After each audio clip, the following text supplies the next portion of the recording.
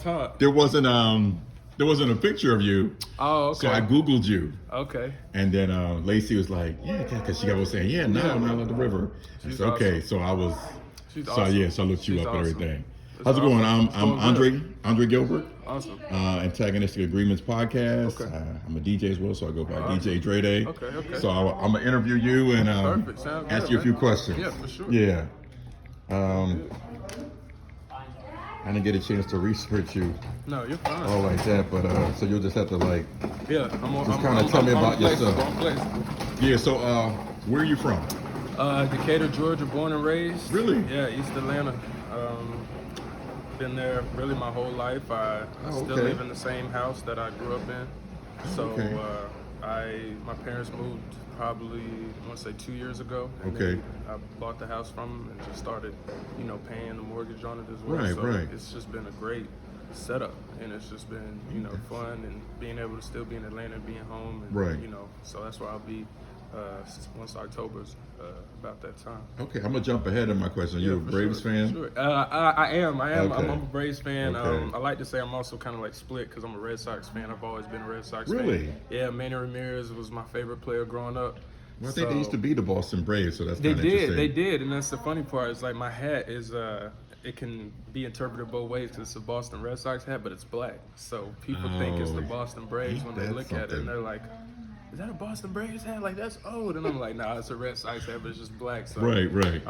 But no, I've loved going to Braves games since I was a kid at Turner Field. Okay. I've loved. I don't like y'all. I'm man. from West Philly. Oh man! So of you a course I'm Philly fan? everything. Oh my goodness! And you see what's going on right now. Oh my goodness! So it it's looked like we might take the division again, man. yeah, I know. Again. I don't know how. It's just like and once Acuna got hurt, I was saying the same thing. Now I knew it wasn't a certainty, Right. but I was like, that's a big That's a bet. huge bet. It's huge. And he's not going to be there. And Ozuna. Right. So like, when they both got right. pulled out of the lineup, I was like, I don't know how they're gonna make up for it, but But they got are. the ball back. They got Soler. They made some moves. They did make Rosario. some moves. They did make some So moves. they knew they had to Definitely. make up for them. Okay, so how old were you started playing baseball? 20. Well, see, when I started, I was 3. So Okay. my dad put me in this T-ball league. He actually didn't I guess he lied technically and told the league that I was 4. Okay. The league was 4 and up. Okay. And but he knew I was capable of playing Right. with those 4-year-olds as a 3-year-old. So I did play at 3, and I was Right. playing competitively at 3. And I've just ever since then literally since I was born, he's just Okay. put a ball in my hand, a bat in my hand, and I was a hitter for the longest. I was gonna play center field in college, and so it was kind of last minute that I Right. became a pitcher. Right. Yeah. Because I did Google you because I was trying to see what you Yeah. look like because we had the same Right, barber. right. And then I was like, oh, he's pitching too. Yeah. But it's crazy. I haven't seen you pitch yet though. Well, I pitched tomorrow, the day game tomorrow. So, Really? Yeah. So if you got time, You're you can come. starting? Yeah, I'm starting. Starting tomorrow. Oh wow, that's okay. Yeah. All right. So I'm making it a point because I was here yesterday. Okay. And I interviewed 21 Savage. Yeah. He's awesome. Yeah, that's what He's I call awesome. him. And then man, Trey's a great guy. yeah, man. he He's was- really helped me out. One of my buddies back home actually, Randolph Gasaway. He's a really, really good friend Okay. of mine, really close brother. Was an affiliate with the Orioles. He was the one. Before I even came up here, was like, hey, as soon as you get in that locker room, find Trayvon. He's gonna take care of you. He's gonna make sure you fit Right. in. Make sure everything goes on. So that's the first thing I did when I got here. And ever since then, he's been a mentor to me. Right. He was a big league guy. Yeah. So I just try to feed off all of them. Him, Oh, that's really Deaza, good. Gendel. Right. I try to get as much information from them as I can. Oh, that's really good. I really, believe I can make it. So, I try to get as much about the league and as much about affiliate ball as I can because Right. I never got that opportunity.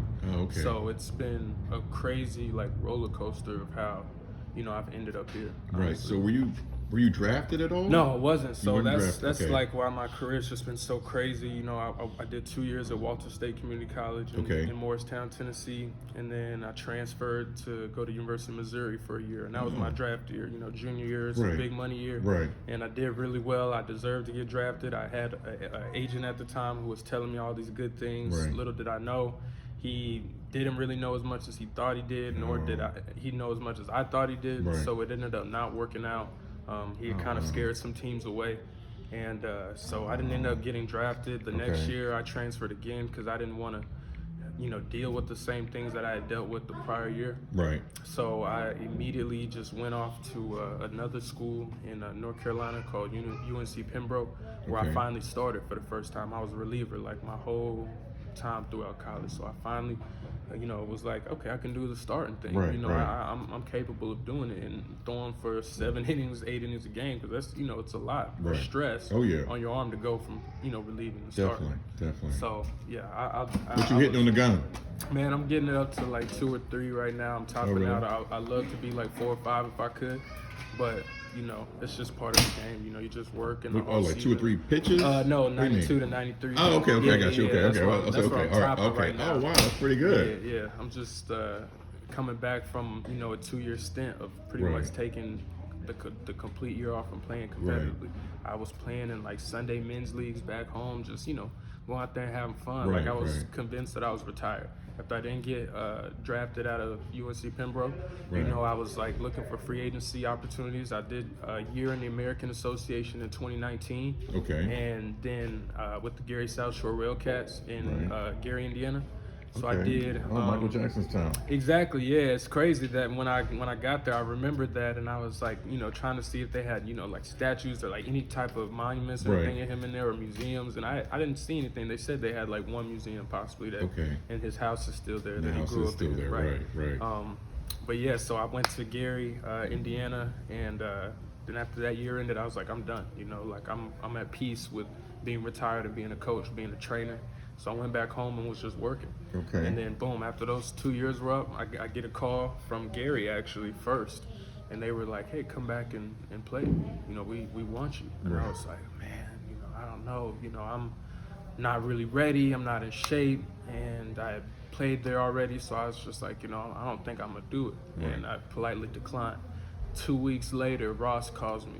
And he's like, we need you. Come through. And I'm like, I heard about the Atlantic. I'm like, okay, this is a higher league than American. More competition. Let me test myself and see if I can hang with these boys. I knew most of these guys were AAA big league bats. So I wanted to really just test myself, if anything, see if I still had it. So I came out here and, it's been on a whim. Like literally just said, bump it. Like we're going to go out here and we're going to see how it goes. And I've just been like, it's just been a blessing from God, like literally just that I've even made it this far. See, now you got me hyped because I'm gonna have the DJ church tomorrow. We've been doing church outside. Yeah, man, I'm a devout Christian. Yeah, I'm gonna do that and then make a beeline over here so I can watch you pitch. Please do. I would love to have you. So I'll be up there in the press box watching you. Say less. That'd be great. I'll keep an eye out for you up there, because I know once I'm throwing my warm-up pitches, I like look in the booth sometimes to see who's up there. Right. But that's my life, man. So what type of music do you like? Man, it's crazy. So I grew up really listening to a lot of music with my dad, but my dad is not your conventional dad. Okay. He's really into rock music, like late like 60s and 70s rock and funk music, like Brothers Johnson, stuff like that. I love Brothers Johnson. Man, so, like he literally grew up. I'm old enough for Brothers Johnson. Exactly. I grew up on that, and so after growing up into that, my knack for beats and loving like a good beat was always there. I love good drums, percussion. So I was always into instruments, like beats that had a lot of instruments in it. So I see now like my hip hop taste, my R&B taste, even my pop culture taste and music have a lot of those same almost funk feels. Michael Jackson's a huge amount, of course, like who doesn't? Michael's dynamic. But I mean, it's just, I listen to so, like, if people like tried to guess my playlist pregame, they wouldn't come close. It's all the way from it's all the way from just hardcore East Atlanta trap to Justin Timberlake. Like I'm all over the place. Okay. So I love to like mix it up, because each song puts me in a different mood. Right, definitely. As long as it's motivating me to be ready to pitch, that's all I want. It's something that you say that, because before I DJ, I'll listen to. Lately, I've been listening to a lot of fast trap music. Yeah. Just to get me hyped. I'm telling you, like it does. But even though, where I did the gig this morning though, like from 10 to 2, they were having a kickball tournament and all that. I had to play like Olivia Rodrigo. Yeah, like more pop. It was Justin Bieber. Right. Bieber. Who else? Oh man, I can Dua remember like Katy Perry. Yeah, I was playing all that, like right? That, man, they love it. Yeah. Now I did play like some Drake, Of course, and some new Drake. Of course. Threw some of that in there, threw some Chris Brown in there. Of course. Yeah, so that was good. That went really well. It's crazy because I've never like really been into major mainstream rap. Right. Like I've never like been like a fan. Okay. So I've always loved to like pick out a rapper or a R&B singer. Right. And they're old stuff. Right. Like they're old, like their first 2 albums. Those are the ones I listen to, and that's when they were hungry. Oh man! And then every time I listen to them, I'm like, y'all don't even know about this, and they so hyped up on whatever it is that's out, and I'm like, y'all don't have. You listen to their old mixtapes. Have a clue, man. And so I play it on the car. Someone else, who is it? How you like what? Who is this? Right. I'm like, this was just his old stuff, and I love it. Like so, people, I love like playing music that's like from mainstream artists, but the song itself is not mainstream. Okay. Do you have a top 5? Like artists, like so. If I had to go top 5 rappers, you can go anywhere. Oh yeah. If I had to go top 5 rappers, I'm gonna be basic, and I say Tupac at 1 because I actually do love Tupac, and I love what he brought to the table, and I think what he did for the game in general was more than anything. I probably put Jay-Z at 2. Okay. Huge Jay-Z fan. I'm probably putting Wayne at 3. Lil Wayne. Yeah, Kendrick Lamar 4. Okay. And then I like Kendrick. It might be like J. Cole at 5. J. Cole, and nobody's going double platinum with no features ever again. And so 2014 Forest Hills is my album. I'm late to the J. Cole. Man, what? It'll never happen again. So not. It's been a couple years. I think when Neighbors came out. Yeah. And of course, my favorite role model. Man, no role model. Right? I'm here right now. That's my song. And January 28th is my song because it's my mom's birthday. Her 29th is. Okay, that's what's up. I think it's so funny that they got the same. His birthday is like within one day of my mother's, so I listen to that song a lot. Like that's my song. Now, what tripped me out was the video for "Get Off of Mine." Yeah. You see the video. Of course. He's in the house. Exactly. And he gets cool with old girl, and they get the guns and take over the plantation. Love it's that insane. video. It's like a scene out of Django. It's insane. Right. It's like something that you've never seen, some Quentin Tarantino film. Right. That's like what I love about J. Cole is that he, is super progressive.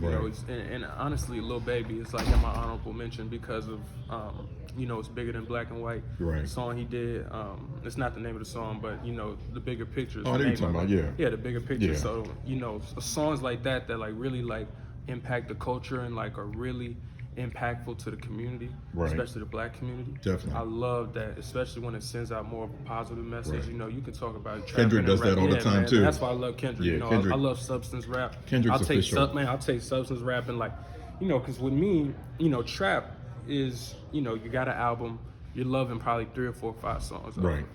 Max, the rest of them, you're like, okay, these are cool. Right. With somebody like Kendrick, somebody like Jay, there's no skips at all. You're listening to the whole album. Good Kid, Mad City, whole album is my favorite. You know who I find interesting too?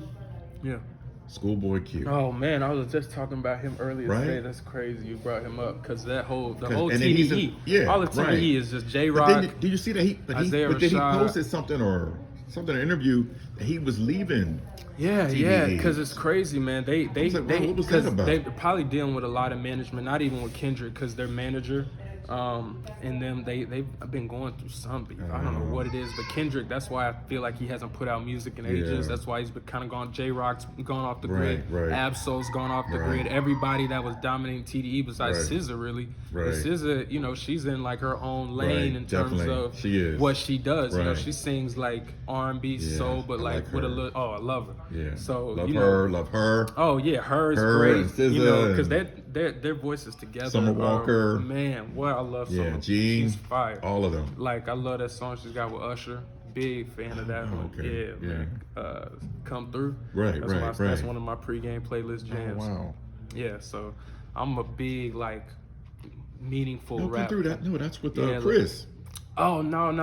He's got Summer Walker's got one with Usher. Okay, my fault. They did like a not a knockoff, but I guess they sampled one of Usher's songs. Oh, okay, I'll have to look that up. So it's just like, it goes like, okay, that one got by me. 2:15. Yeah, okay, my fault. That's my song. Okay. That's my song. All right. Okay, let's see. Braves. Let's see. Facts. Wow, so you'll be pitching tomorrow. That's what's up. Okay. Yes, sir. You have any other hobbies? Yeah, man. So I love to fish. I love being outdoors. Like I've always been a big outdoors guy. My dad was always, trying to get me to be a real outdoorsy guy because he's like, being cooped up in the house, it's gonna do nothing for you in life, except if you're gonna be a master at video games. And so I didn't even have a game system probably from the time I was a freshman in college till now.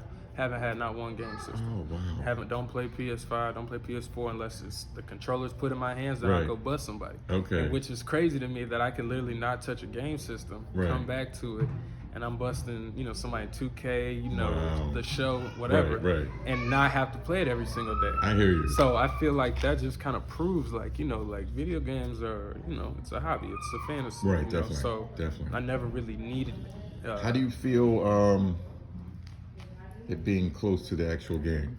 I feel like, especially with technology the way it is now. Yeah, and it's crazy because and you actually playing the game. I do, and that's the thing. Like that's why I love the show so much because I legit think sequence and I legit think about what I would throw in those situations. So like a lot of my friends that I play against and play with, they're like actually thinking about me as a pitcher. So it's almost like playing a simulator. Exactly, or something like literally, it's like being in a simulator, and only thing that's different is you're not actually throwing the ball. You just got to control when the ball is thrown, and if you miss, you miss. But in a lot of ways, it is like pitching in the fact of like, if you hit the same spot in the same time you're on the controller every single time, you're going to get a perfect throw. Right. Same thing on the mound in real life. If you go through your mechanics correctly every single time, 9 times out of 10, you're going to have that perfect throw. Is that moving the mound back? Is that affecting you? It's been different. I'll say a lot of guys haven't really noticed it. I haven't really noticed it so much as to where I'm like, God, I can't stand this. But it's definitely enough to where I notice. Like I see certain pitches, but it's not in a bad way. I don't think completely. I initially thought it was going to be terrible. But I feel like it kind of gives us a little bit more movement on some pitches. I feel like it allows breaking balls to move a little bit more. But at the same time, it allows the hitter to see balls more.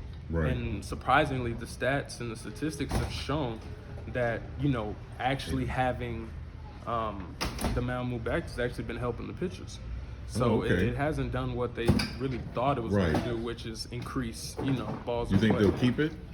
I don't know. Because it was an experiment, right? Right. It is an experiment, and I'm not sure if they'll keep it or not. I hope they, think about it a lot and really think hard about before they just rush and make a decision. Definitely. Because I feel like it is a big deal, and you're changing the game and the scope of the game forever once you do make that decision to change the rule. So I think whatever they do end up doing, I would prefer the mound to stay at 60 just because it's what I've been used to my whole life. And, that's what I've learned, it's what I've done, it's what I've trained off of. So to go back home, train off 60, and then come back and throw off 61 again will be a little weird. Or if I find a way to just get a mound that says 61 and a half, I'll throw off that. But, whatever the executives do, I just hope that they really think, hard about their decision, really look at the analytics, really look at what they think is going to improve the game, because that's really what it's all about, is improving the game. And I feel like a lot of things, though, about the game are fine. Don't need to be touched. Some aspects, can be changed a little bit. I hope that, to God, they don't put the California rule in where the runner starts at second base and extra innings. I pray to God they don't. I call that the COVID rule. It's awful. It's awful. So it's like I can't stand it. So it just kind of seems like, rushes the game. It just isn't really, in my opinion, like a legitimate way to end the game. Definitely. For baseball players like us, we'll be high 15, 16 innings if it has to be, just as long as whoever got that run earned it. Guy starting at second base, he didn't earn getting to second base. No, he did not. He didn't earn that. He didn't earn a double. No. Getting a double is hard to do. Oh, yeah, definitely. So, yeah. In that regards, I kind of feel like that triple, I think Melvin got yesterday. Exactly. That was like off the wall. That's off the wall. Like, you got to really bang the ball. Same with Devon. You got to bang the ball off the wall to get those kind of extra bases. So, in that regards, I'm not really sure, but I don't know. I hope they think long and hard about all the rules that they're looking into this year because you know they've made a lot of changes. Right. Well, I appreciate you let me interview you. I appreciate you. Looking forward to watching you pitch tomorrow, and I will definitely tell Lacey I saw you and everything, and I interviewed you and everything. So that's definitely what's up. I'm glad I got to run into her. Yeah, she's a great person. She's awesome. She's awesome. Like we had a really long conversation. She's been cutting my hair for at least 3 years now. Really? See, that's the thing. She wanted. She was talking about moving to Atlanta, so that's really what got our conversation jump started. Because she's just like, I know that's like the land of opportunity for barbership, and it is like it's like. I know she would blow up. It's like the barbership, like like crown jewel. Like go to Atlanta, start cutting the fancy clients, the celebrities. And Cammy, old girl in the shop, she's fire too. And I didn't even get to see her work the last time I went, but I just seen their page, man. Their page is. They do great work, so I'm like really glad I got to meet her, and she's awesome people. Like she's definitely awesome. good people. Yeah, fire. Oh yeah, I love it, man.